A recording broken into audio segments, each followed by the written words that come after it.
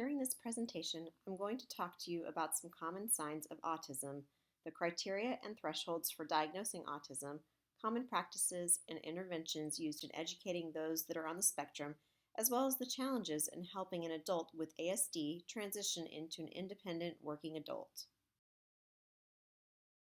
First, I will discuss some of the common signs of autism as well as the criteria for diagnosing the disorder. Some common characteristics of children with autism include speaking in a robot-like voice or flat-toned voice. Children with autism also rarely make eye contact and lack certain social skills like sharing toys with playmates so that they too can enjoy the object. Those with ASD might not respond to their name when it's called, and they may also have delayed speech development. As they get older, it might be difficult for them to carry on a conversation in a normal manner, and they may not understand social cues or feelings. Another common characteristic seen in those with the disorder is repetitive speech, hand flapping, and lining up of objects. Those with ASD often prefer routine and have difficulty adapting to a change in the routine. Finally, they may respond unusually to loud or uncommon sounds, according to Turnbull et al. 2020.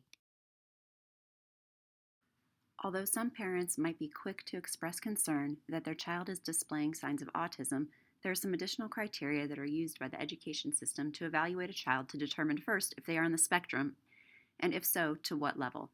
This is done by the school or an outside specialist via a non-discriminatory evaluation process. One of the standard tests is the Autism Diagnostic Interviews. This consists of 3 domains: language communication, reciprocal social interactions, and restricted, repetitive, and stereotyped behaviors and interests. The test consists of 93 questions and takes approximately 1.5 to 2.5 hours. If the evaluation yields results indicating that the student is on the spectrum, a functional behavioral assessment is conducted. This identifies relationships between students' behavior and the circumstances that trigger those behaviors. A behavior intervention plan is also prepared in the event that a student's behavior impedes learning or requires discipline. It may be overwhelming for a parent or new teacher to determine best practices and interventions that can be used to teach children with ASD. The next couple of slides will walk you through some proven best practices used in education as well as additional interventions that can be used inside or outside of the school setting. According to Turnbull et al. 2020, several research-based practices have been effective in helping those on the spectrum. The pyramid model of positive behavior supports focuses on social and emotional skill development and has a strong family engagement component. The first piece of this is social stories. These are short scenarios which describe social situations, social cues, and appropriate responses to those cues. The second is self-instruction. This is used to teach the child to use cues on what to do next when performing a task or activity. Next is self-scheduling. This involves teaching a student to self-regulate their schedule and adjust as needed throughout the day. Self-modeling is simply observing videos or pictures of oneself doing an activity to improve themselves or learn something new. Lastly, self-monitoring, which is one of the most effective strategies, teaches the student to collect data on their progress towards an educational goal. Examples include completing checklists or charting their progress on graph paper. According to the Raising Children Network 2020, there are 3 types of intervention. The first is behavioral intervention. This teaches children new behaviors by using structured techniques. These approaches are probably the most studied and best supported by evidence and research. Positive behavior support is the most researched and commonly used behavior intervention. The second is therapy-based intervention. This incorporates speech therapy to help the child develop communication, social skills. Occupational therapy is used to develop skills for daily life, including physical skills. Therapy-based approaches are often used together.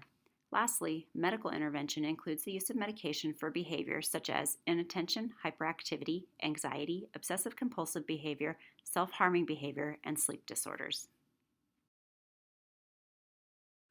According to the Workforce Innovation and Opportunity Act, statute prioritizes and increases employment of people with disability in competitive integrated employment, CIE. CIE is in place to ensure employees with disabilities have a fair opportunity to receive at least minimum wage for the work that they do. CIE limits the use of 14C, which allows some people with disabilities to be paid below minimum wage for their work. Basically, all employees should be compensated fairly despite having a disability. Although the CIE is in place to ensure workers with disabilities are fairly compensated, there are still other issues impacting employment rates of those with disabilities, including autism. According to Rowe in 2019, an ongoing issue related to autism is the continued low employment rate of those with ASD and the lack of effort put forth by the states to establish goals or outcomes for these individuals. This means that the states are not putting forth much effort towards the need for vocational rehabilitation and employment of those with ASD. Additionally, the need for on the job training by a quality trained specialist has not been documented, nor is it uniform from state to state. States have also not done anything to ensure that families have continued support as a student transitions into adulthood and work life. Here are some interesting statistics on autism collected by the Centers for Disease Control and Prevention. As you can see, 80 to 90% of adults with autism are unemployed. This is more than likely because the lack of effort being put forth by the states and not because families don't want to see their relatives lead somewhat independent and successful lives. Thank you for taking the time to watch our presentation on autism.